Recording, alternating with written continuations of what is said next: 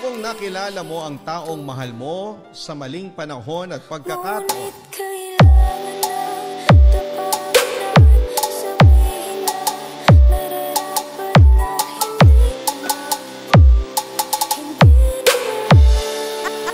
Ang bitaw ay hindi lang dulot ng pagkasawa.